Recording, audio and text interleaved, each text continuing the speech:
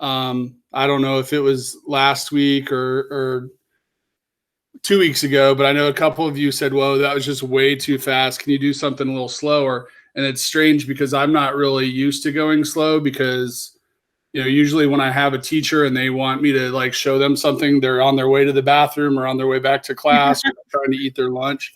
So it's really weird for me to, be able to slow down and take my time. But I had several people that asked for that. So that's what we're going to do. So again, feel free to jump in. Feel free to cut me off if you see me, say something that doesn't make sense, or if you have something to add. So first things first, have your email open. A lot of this you're not going to need to see me, but I'm really curious who has the most and the fewest emails in their inbox. So if you could check your number right here when you're in your inbox. Mine says that it's showing 1 through 100 of 128. Go ahead and in the chat window, I guess this will be a good way for me to get my attendance. I want to know how many emails you guys have there. So type it in the chat window here, and we'll see who has the fewest and who has the least. A lot of it's, I'm kind of curious. Okay, Aaron Henry. Jenny with the nice low number, Pope with the nice low number. So a lot of this, I don't know what the personality check it is for. Oni, that's impressive. But there's some people. Digna looks like she's going to win with 14,000 probably. Some people, need to keep their inbox tidy, and neat and free of emails. Some people don't, and a lot of this has to do with the way you have your your inbox organized, and that's part of what we're going to talk about today. So the other thing that I want to ask you about is how many of you, if you could maybe chime in if you want to on the chat, do you have your inbox organized the way I do with these tabs? I think they call it priority inbox with the primary tab. And then, there are some options here. You can turn these on or off. But I'm just curious, does your inbox look like mine, or does it look differently? If a few of you could kind of chime in on that in the chat, I'd appreciate it also. But that's what we're going to start with. We're going to start with how to organize some of the general kind of looks to that. So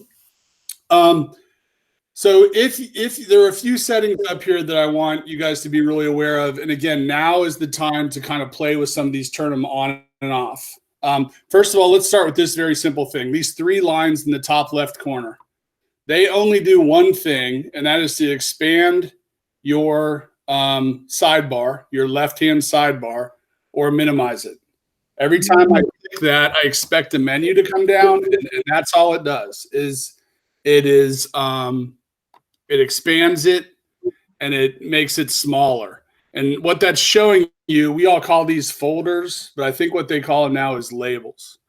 Tyler, did you have a correction for me? Am I calling priority inbox using the wrong term? I think I'm an edition of Gmail behind when I'm saying priority inbox.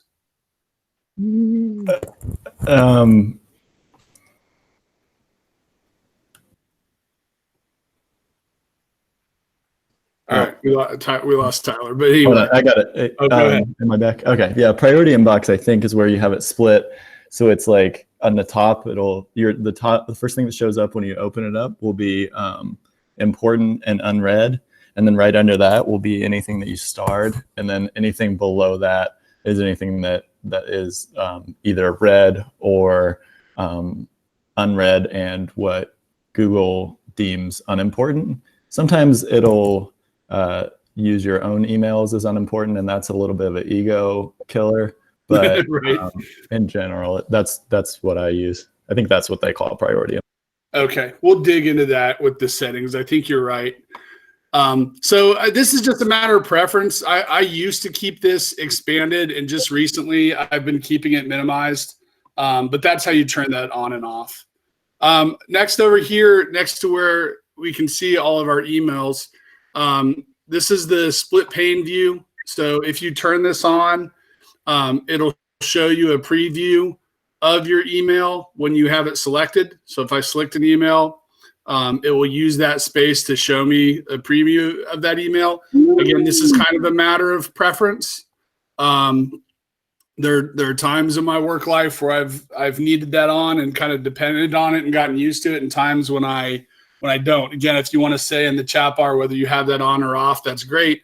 But this is what this is all about to me. It's like if you've never worked with a split view, or if you've never not worked with a split view, quarantine time might be a good time to kind of try that.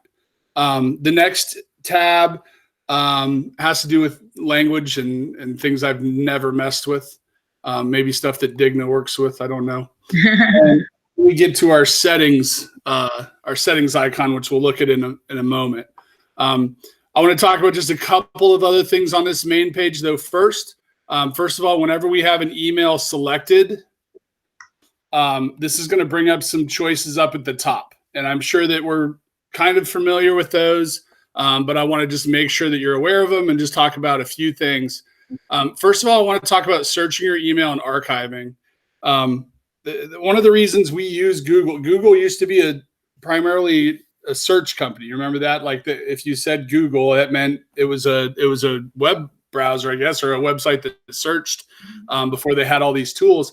And so one of the things they're really good at is searching. And so being able to search through one of your emails is super important. And so I hope that's something that you all do when you're trying to, if I remember, I had this conversation with Jessica Grimes about National Honor Society 2 years ago. And I know there was some important thing that we talked about. If I type in the word National Honor Society, or I can type in her name, Jessica Grimes, and bring that up. And then, also add in the words National Honor Society. And there's some other really powerful things I can do up here in terms of, the search functionality, that's an important thing to do. I'm hoping this doesn't, I accidentally typed in Jessica Shelton. I'm hoping it doesn't bring up something embarrassing that everybody sees. Don't know what that would be, but anyway, here's some of the other functionality you can do. So, if I know that somebody sent me that picture and I just can't find it, I can change the file size to be larger. I can talk about when. And so, that's something that you guys should use up here, is making sure you're using this search feature. All right. Anybody have any questions about that or other things they want to add? It's one of the things that, I think is so important about Gmail is a lot of people back with Microsoft, they love the organizational tools, and Gmail doesn't have as much organization because they're like, look, we're just going to throw everything in, the junk drawer, and you'll be able to search it if you need to.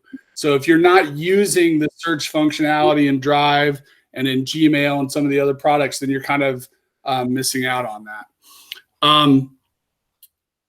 So I saw that Aaron Henry, it says that you don't have the toggle split view. I'm not sure why that would be, unless,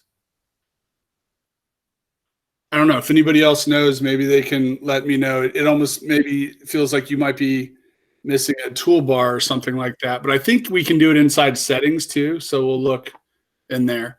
If anybody knows, feel free to either message her or chime in. When I have an email selected, let me go back out of here. I had referenced these tools kind of up here at the top. And I want to just kind of go through each one. So if I select an email, it gives me several choices here that I can do with it. One of them is I can just archive it.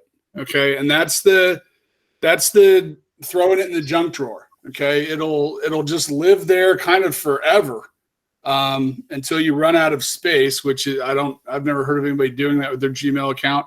So if you just want to get rid of it, you don't think you're going to need it anymore, hitting the archive button is a safe way to do it.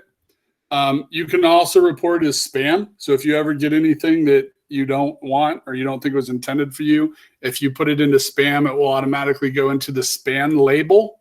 And I can't remember what the rules are for it there, but you'll never see it unless you look for it, and it automatically deletes every, I don't know if it's 2 weeks or a month. You can mark as read or unread. You can delete. And I showed last time that you can snooze.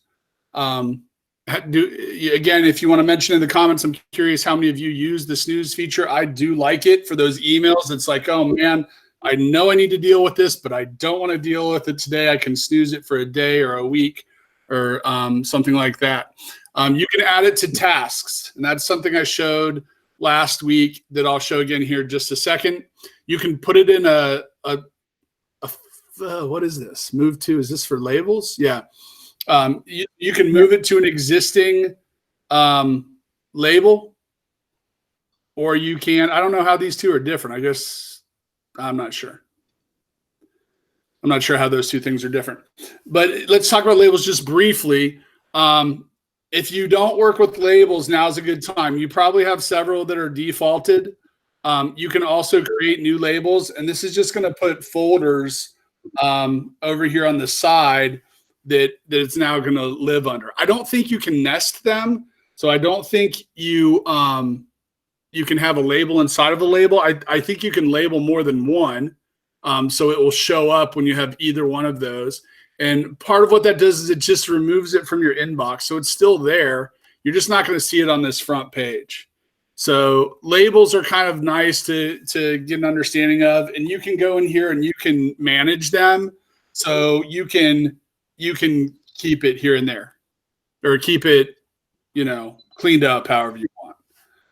All right. And Tyler just corrected me. I missed, but it'll stay in your inbox until you archive it, and then if it's labeled, it'll leave your inbox, but then live just in that label. So if I label this email from Isaac Bray, if I put a label on it as 1-to-1 in Tech PD, it's gonna have that label, but since I've left it in my inbox, I'll still see it. There's the label that's applied to it. Then if I select it and then click archive, it will go away from my inbox, but I'd still be able to find it under that label. Are there any general questions about how labels work or any of this kind of front page part?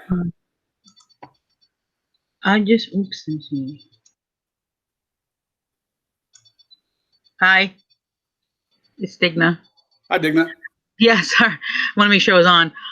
When you said it doesn't nest, I think it does nest. You just have to find a way to open up that folder and make one, because I had that when I had to separate the schools, and then by that also separate from the principal meeting notes or emails and the general notes from the other teachers of that building. I'm just trying to remember how I did it in the past. Yeah. But you could just, you can create a folder within a folder. Okay. Yeah, I wasn't sure. I was looking at it earlier. I wasn't sure how to do that. So if I can figure it out, I know you can put multiple labels on something, but I'm not sure if you can have it expand out or not. So cool. Well, we'll look for that. This right hand side bar here, I talked about it a little bit before. There's a little arrow button here that will hide it or show it down here in the bottom right corner. And I think I saw a question from Coop too. Coop, what was your question about snoozing? If I hit snooze, what's going to happen? Is it going to disappear forever until I remember to go look, or what prompt? No. Like Boomerang used to be? Kind of, but yeah, when you hit snooze, it will say, hey, do you want to snooze this for an hour, a day, a week, a month, or custom? And then you'll just check mark it, and then you'll forget all about it. And then when that time comes, it'll come back to your inbox. And just like I have right here where it says snooze 2 weeks ago, it'll kind of tell you, hey, this was from a week ago, and now it's back, this little yellow thing. Oh, cool. Just try it. I mean, just go snooze something for an hour, and you'll see exactly what it does. So it kind of replaces Boomerang, sound like. For sure. It's kind of like a quicker, simpler version of Boomerang. Great, thanks. So here's my little side panel. So when I click that, it shows, I think the default is Google Keep, Google Tasks, and Google Calendar. I've been getting in this habit of leaving my calendar open. Again, I hope there's nothing like trim your toenails or something embarrassing on here, but well, if there is, there is.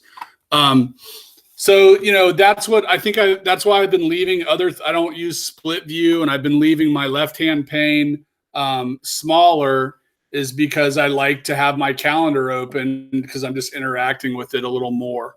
You can create an event right from here and do several other things. And then Google Keep is just kind of that place where you can dump things. You can paste URL there. You can save an image there. I don't use Google Keep a lot. I'm not sure if there's anybody that does, but it's just a place where you can kind of, like, I don't know, maybe the hurricane squirrel, if I wanted to use it a lot, or one of my Bitmojis, or a URL that I was going to reference a lot. You can kind of like leave things there and pull them in and out. And then Google Tasks, again, is kind of like a to-do list. And I showed last time, but you can create new tasks right from your email really easily. You can just click and drag them over, or I think there's up here on the toolbar, there is a way that you can add things to Google Tasks. Everything's going a little slow for me, I think, because of the recording and everything like that, but that's how you do that. There's also a little plus sign here that's for add-ons. I've never done any add-ons for Gmail. I looked through some today. So many of them are like business tools, like how to, easily do invoices from your Gmail. I didn't really see any that I thought made much sense for teachers. Is there anybody that uses a Gmail add-on that they just love?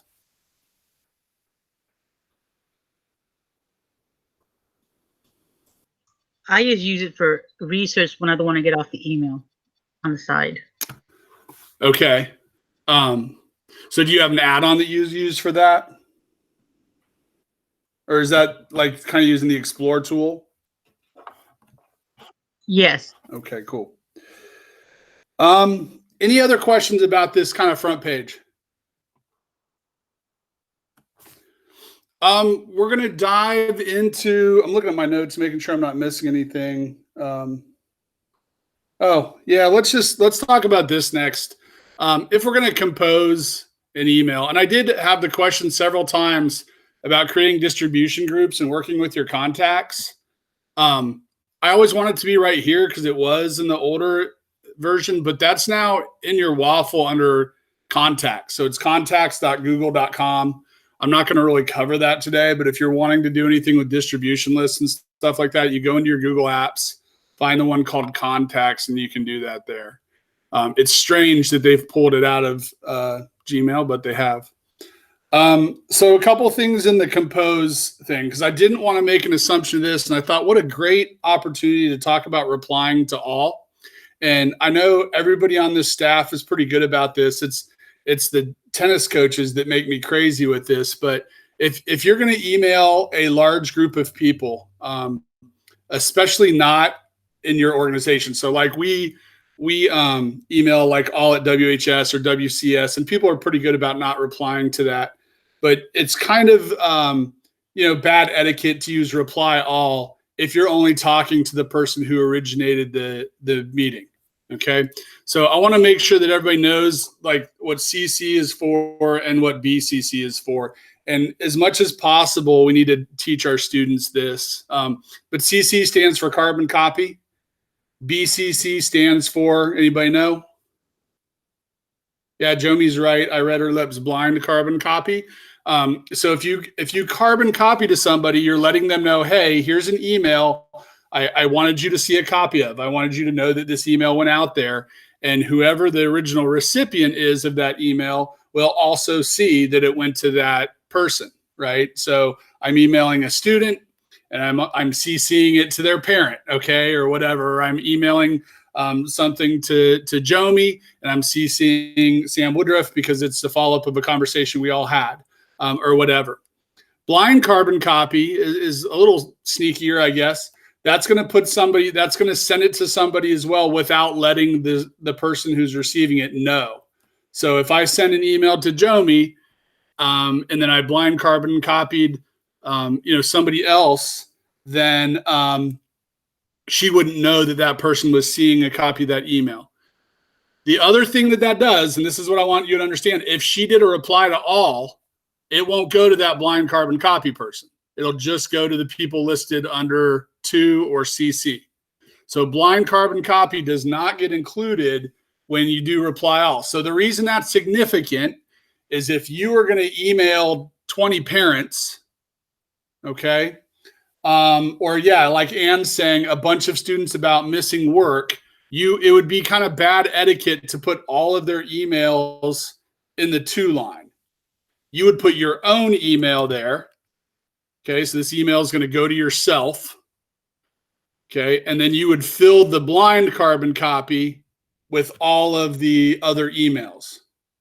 So someday I'll have the courage to tell the president of the Tennis Coaches Association, who puts probably 200 emails in that to line, and then every time somebody replies to all, we all get those messages, and that's what will prevent that from happening. So you email it to yourself and then put all the other responses in there. But we don't have a lot of reply all issues in the district. But that's just kind of etiquette. You don't want to reply to all unless you really are intending to stand up on a table and shout what you're saying to everybody in the group. Otherwise, just do reply.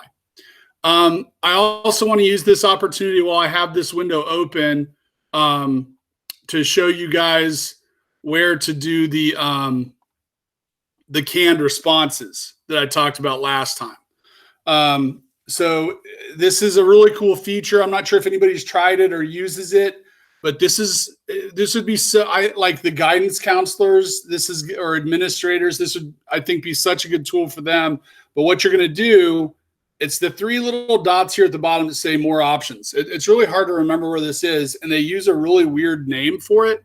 If I click on that, it's called templates. It should be called canned responses. I don't know why it's called templates, because when I think of a template, I don't know, I don't think of this.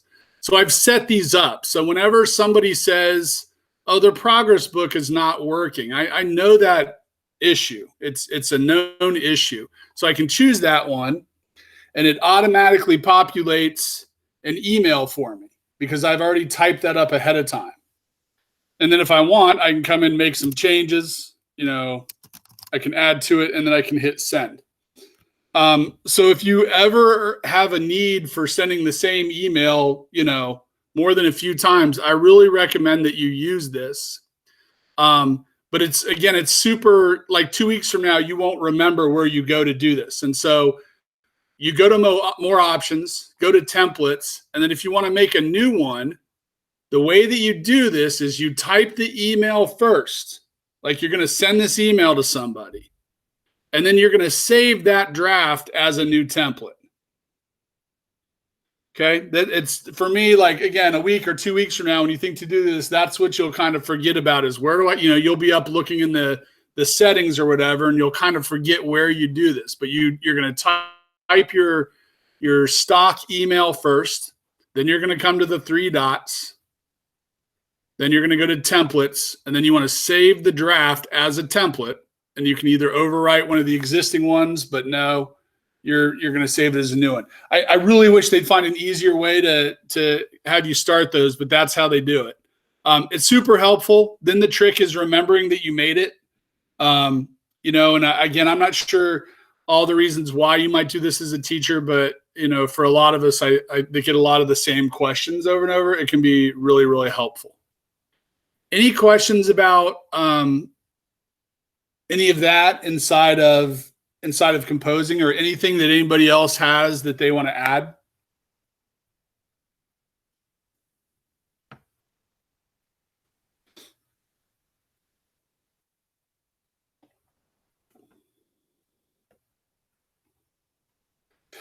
All right. I saw that good tip from Jomi, but yeah, just try it out. I mean, it's kind of nice. And I have a couple set up where I can personalize them really quickly. So it doesn't sound like, I'm sending the same email to everybody. By the way, another quick tip, if I hit close up here on the top right, that's going to put this into my drafts.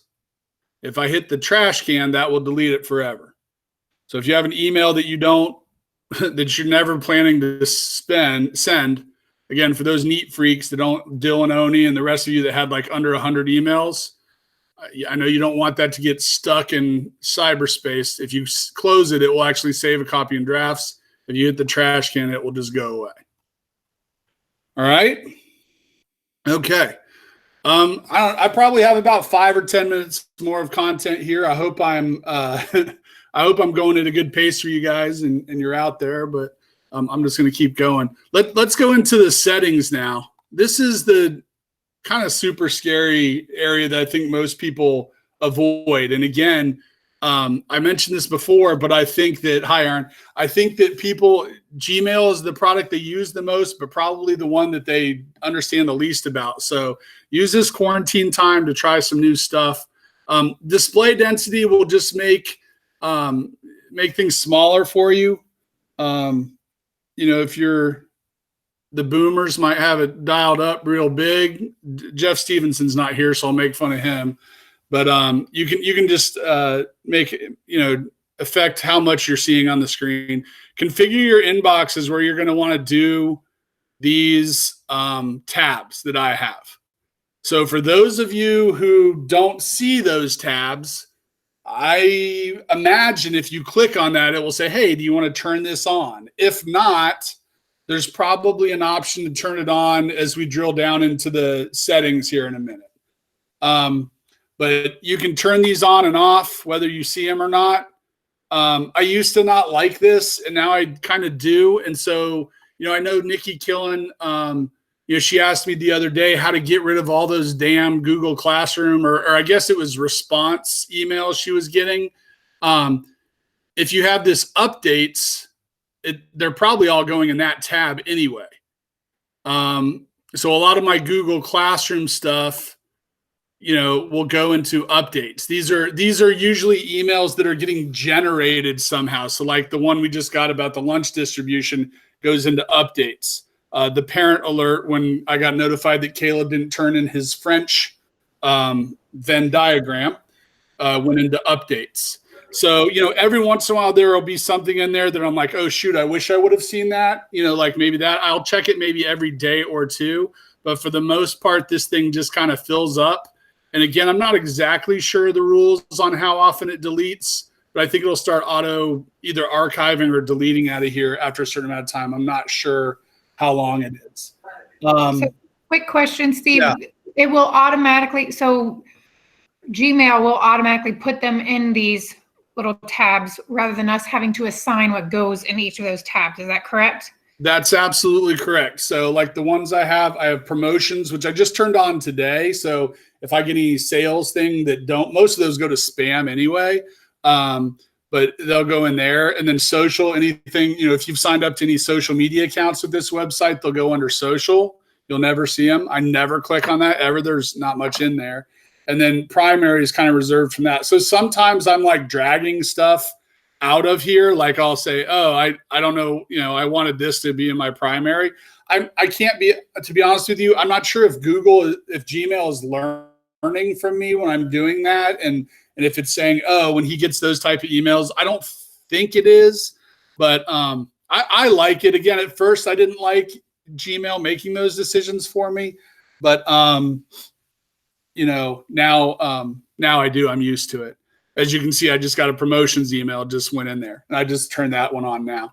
By the way, as some of you have put some questions that I've missed, I'll go over all the questions that are in the chat towards the end. So if you have an immediate question that you want to catch me with, please chime in. But if it's something you don't mind me waiting to the end, put it in the chat. So we'll go that way. I don't want you guys to think I'm ignoring questions. So again, that's under configure inbox. So I don't know. I'd encourage you guys to mess with that. Try it for a couple days. I think that's the thing with all of these settings in your Gmail. Try it for a couple days. And if you just don't get used to it, then just change it back. And if you forget how to change it back, you can call me up and we'll figure it out together. Manage this organization you won't ever use, I don't think, unless you're in the IT department. Themes. If you, again, quarantine, good time to change the themes. The way I have my inbox set up, you can't really see my little desert. We're hoping to travel out west this summer, so I decided to change my theme to a little desert look. But you can do all kinds of stuff with the themes if you choose to, and it will work on any device where you load your Chrome profile. All right, this settings thing right here is where all the fun stuff happens in Gmail. So I'm going to click on that and just highlight a few things in here. And, again, this is the area where you can really do a lot of stuff. Or if you're like, I don't know how they do that or how to turn that on, it's probably in there. A lot of this stuff I've already talked about, like there's the themes thing I talked about there. And so a lot of it we've already looked at, but there are some things I want to make sure I go over. By the way, let me just say this too. If you ever are working with any of Google's products and you're not sure how to do something, the G Suite help is fantastic. So Googling how to do something and then looking, you'll get like several responses of like, top 10 tips for how to do this with Gmail. Look for the one that's G Suite help or just Google G Suite help. And it's really simple, straightforward. They're not trying to sell anything. There's not a lot of words on the page. And so I just wanted to share that with you. And I'll add that link to our digital learning resources page too, so you have it. I'm just going to scroll down through a few of these. A lot of these just do what they say they do. So I don't think there's much reason to talk about them. Here's a good one. My default reply behavior. I could check that. So like right now, it's waiting to hear from me. Do I want to reply to something or reply to all? You should not have reply all checked. I can't think of any time when that would be a good form, is to say, hey, every time I reply to something, I want to reply to every single person who got this email. Don't do that. That's not a good idea. Hover actions. I love this show, send, and archive button in reply. If you don't have that turned on, I highly recommend it. And by the way, I think right now would be a good time. If you're just watching my screen, I think it'd be better if you went to your email, clicked on this little settings icon and chose settings and just kind of go through these with me. But what this does is when you reply to an email, so somebody asks me a question, I'm replying, I'm done with that email right now. Instead of just hitting send, you can hit send and archive, and that pulls that email out of your inbox. So you don't have to have that additional step of selecting it in your inbox and either deleting it or archiving it. So I really like that option. If you want to annoy people, you can change your text style to Comic Sans or something like that. Make it a real funny color or give it a crazy neon background or whatever you want to do. I think this external images is kind of the safety thing. If you feel like you've got a buddy who's going to send you inappropriate stuff to your work email, you might want to check that box. Not exactly sure what dynamic email is. That's probably when videos or I don't know, fun things are embedded in emails, whether it'll work. I guess I could click learn more, but I won't take the time. I don't know, is spelling defaulted on or off for you guys? Is it on? Everybody have it on? I mean, I'm not sure why you wouldn't want Gmail to be making spelling suggestions for you. And same with autocorrect. I like for it to be making those suggestions and stuff like that. Writing suggestions, that's that smart compose that will try to predict what you're writing. I don't use it a ton, but I kind of like it because I don't know, somehow it's reassuring because I'm like, yep, that's what I was going to say. So I don't know, it makes me feel smart. Personalization, I'm not exactly sure what that is. I guess it's saying that if you write in a way that's more casual, it's going to suggest things that are more casual. That's kind of cool. I talked to, I think, was it Anne maybe that talked to me about nudges, or somebody got back to me. I still don't see nudges. I have these turned on and I don't get them. So somewhere else I must have something that's overruling this. But nudge, does somebody want to describe what nudges do? Go ahead, Jomi. Hey, I can, and there's crazy going on in the background. Sorry. Nudges are like if I've sent an email to somebody and they haven't replied back to me, I get a nudge. Like I had a student who copy pasted all his answers in a test over this quarantine, and hold on. And I just got a nudge reminder that I hadn't heard from him. Sorry, I'm tapping out. It's too loud. So yeah, I don't know. Do most of you guys, I don't know if you want to just give a thumbs up, but do you guys use that? Do you like it? Is it good? I don't know why I don't get those. I have them turned on, so I'm not really sure. I was going to add on to what Jimmy said. Mine pop up to the top it'll tell you like how long it's been since you've replied. Do you need to it'll ask you, it just says nudge, and I'll get 2 or 3 of them a day, just reminding me of stuff that there was like a conversation going on. Like right now, I even just got one from a student who I just was trying to figure out where they had turned something in at, and she had emailed it to me instead of submitting it online. So Do you like it, or is it annoying? So I don't know. Sometimes I just dismiss them because it's emails I've forgotten we did in the conversation already. So I just hit dismiss and they go back down to where they were in the list. Right.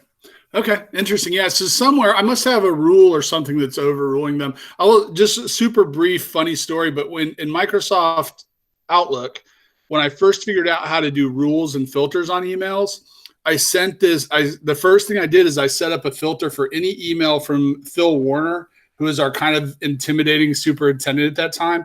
Any email from Phil Warner, I wanted to go to a particular folder. I was a young teacher. Superintendents don't intimidate me anymore. She's not on this call, is she? I hope not. But I set up a folder for all my emails from Phil Warner to go into this folder. Forgot all about it. And like a year and a half later, went in there and there were multiple individual emails that Phil Warner had sent directly to me that I had just ignored for a year. And I was mortified. So be careful if you use labels. You got to go in there and read those emails. I felt dumb. Smart reply is that kind of impersonal thing where somebody will email you and tell you something. And when you hit reply, it'll give you like 3 choices of what you can just say and send back. I kind of like it. I don't use it a ton. Preview pane dictates how long an email will switch from unread to read when you have it selected. Notifications, this will pop things up on your desktop when you get new mail and stuff like that. Stars, do we use stars or no? You guys use these? I think they're kind of nice. I have my own little system. Like if it's a certain color, it's a yearbook thing. If it's another color, it's kind of like urgent. You can choose how many of them you have available to you. And then you can move them around actually. So if I click once, the pink one will show. If I click twice, the green one will show, and so on. And you can also, these are the ones that I'm not using. I can move them up into use and things like that. I don't know. I use them a bit. Keyboard shortcuts. This is the thing I wish I was better at. You can find them up here. You can change them.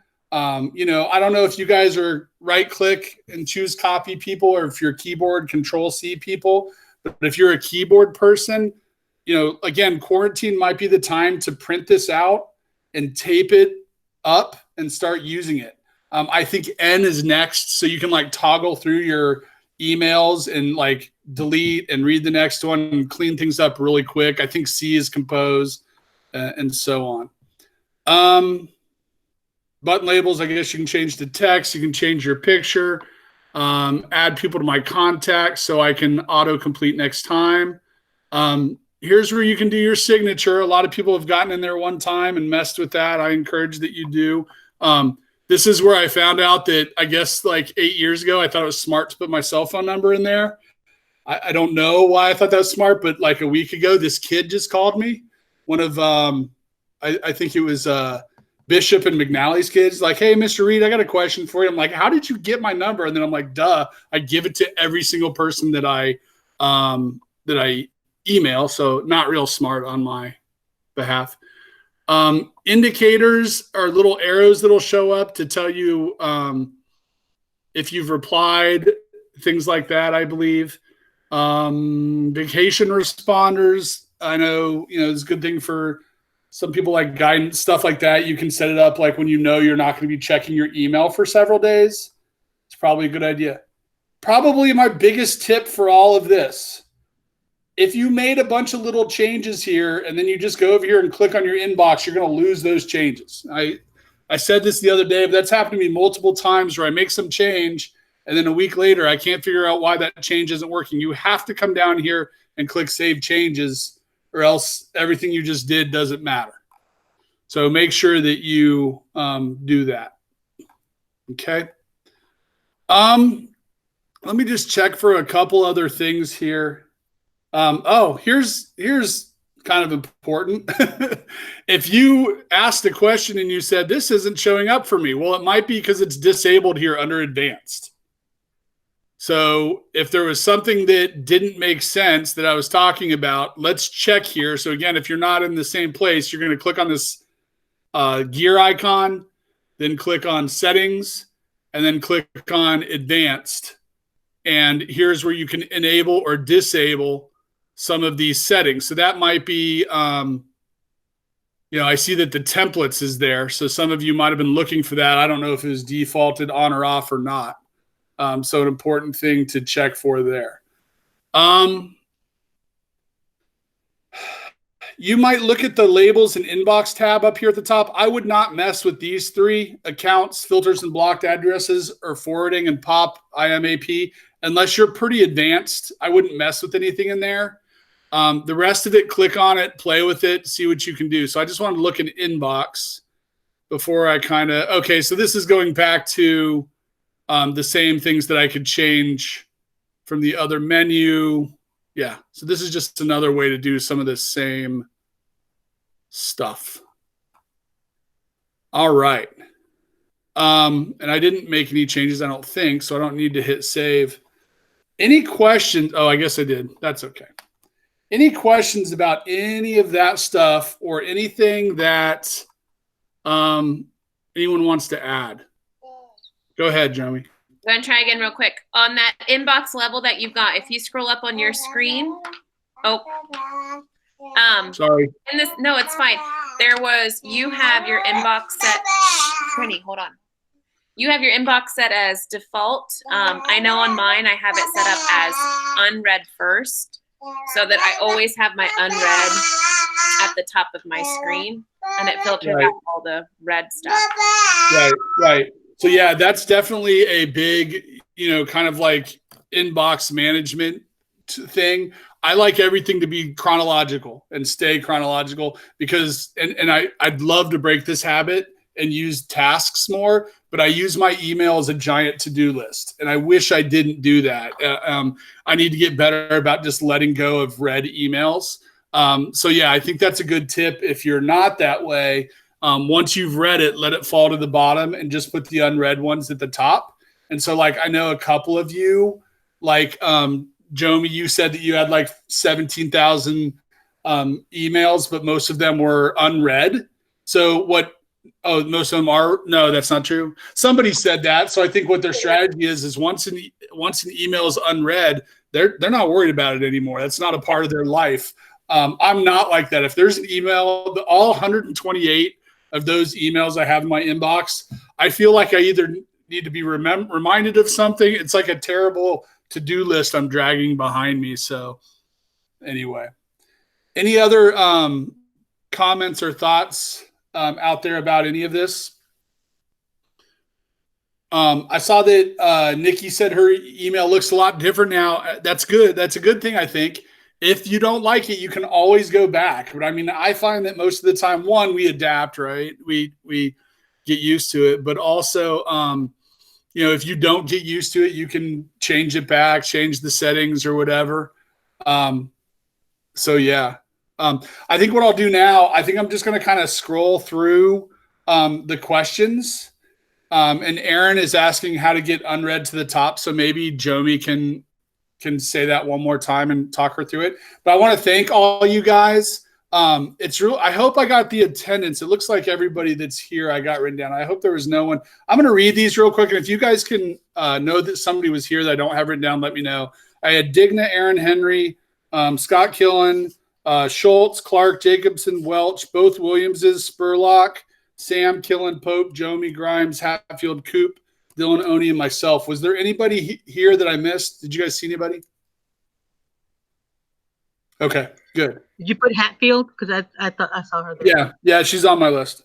Yep. Okay. Okay, thanks, guys. I'm gonna go ahead and I guess I'll just keep recording, but I'm just going to kind of let you guys drop out as you want to. I'm happy to stay around and answer any questions. And I'm going to start with going through the chat windows and seeing what questions I can see there.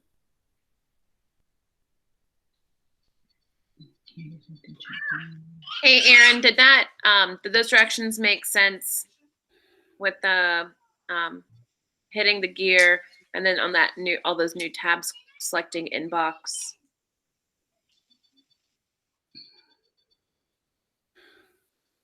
Oh, shoot. Well, while she's actually, I don't think, oh, there she is. While she's responding, I do have one really cool thing I want to show you guys before you go. So stick around for just a minute. I'll let Aaron respond.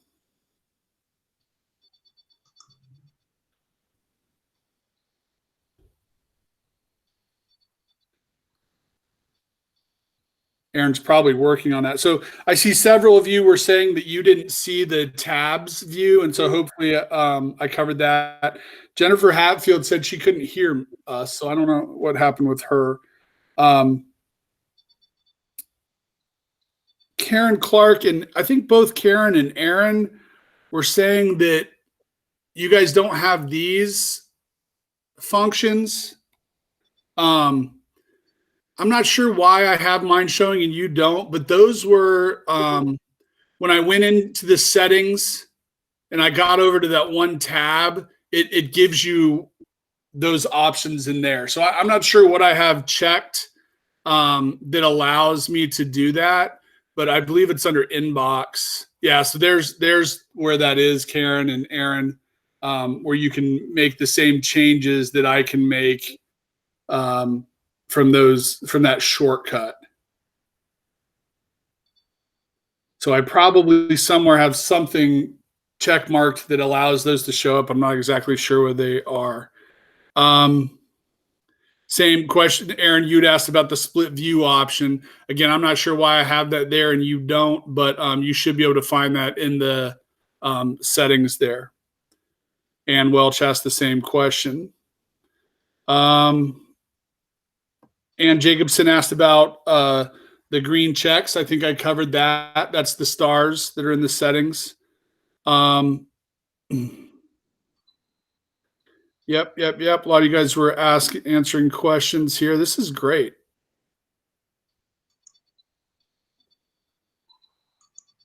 Yeah, it looks like that was the most asked question is you guys weren't seeing these things here, so you'll have to dig that out. I'll try to find out why that can be turned on. Yeah, Jomi. One thing that I had noticed recently that was added on to Gmail this past year was the unsend message. Yeah. I don't know if there was, I am playing around in the settings. Undo send is under the general label and settings.